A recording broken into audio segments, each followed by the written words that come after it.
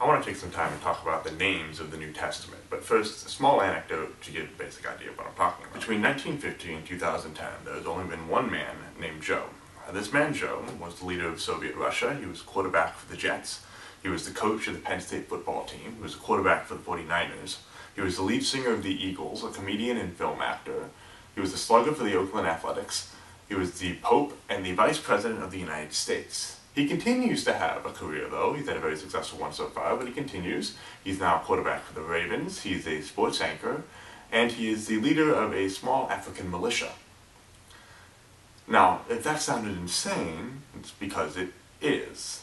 There has not been one man named Joe. Joseph Stalin, the leader of Soviet Russia, was dead before the man who would become Joseph Kony, the leader of a small African militia, was even born. They're not the same person.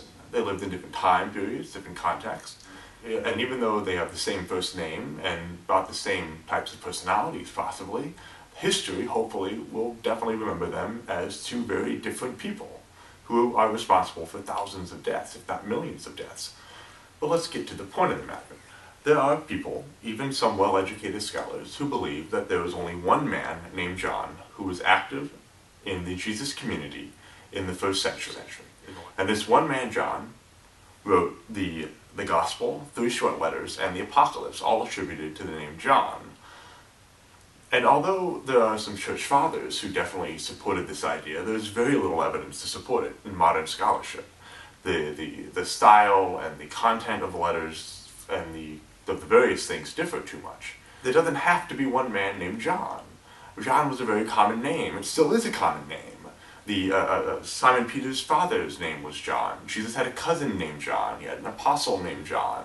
There's Mark allegedly was also named John Mark. It's a common name. It wasn't so irregular to have that. So it doesn't have to be the same person. To look at another example, there are 3 men by the name James in the New Testament that are mentioned explicitly within the narratives. There are 2 apostles, and there's 1 relative of Jesus. And then there's also an epistle, which is attributed to James, a slave of God and of Christ Jesus. And this person doesn't have to be one of those other 3. It could be a 4th man named James. James is a common name then, and still is now. It was the name of a patriarch, Jacob.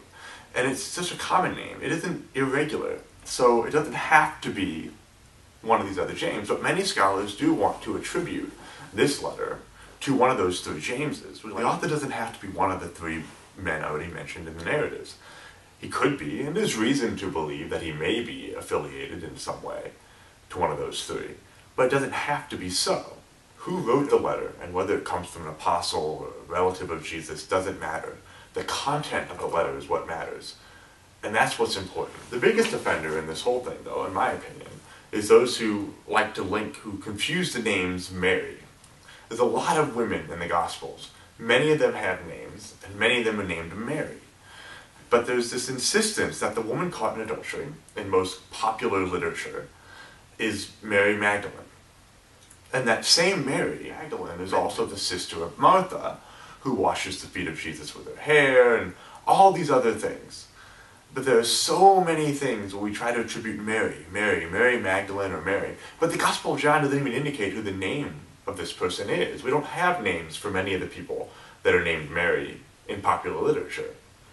We just tack it on. We say this is all Mary Magdalene. Jesus only knew like 3 women named Mary, apparently. But that's not true. We read the text, we look at Luke and John's Gospel, and you have several women, many of them named Mary, but not all of them. And there's a very clear distinction between these different Marys and what they did and who they were. And those Gospel writers take special pains to distinguish these people because who they are is important to them. And they don't have to be all the same person. Why can't we accept that Jesus knew a bunch of women and hung out with a bunch of women? And a lot of them were named Mary because Mary was a popular name. It was a common name. And that really comes down to the point, though, isn't it? That in the end, it's okay to just say, we don't know.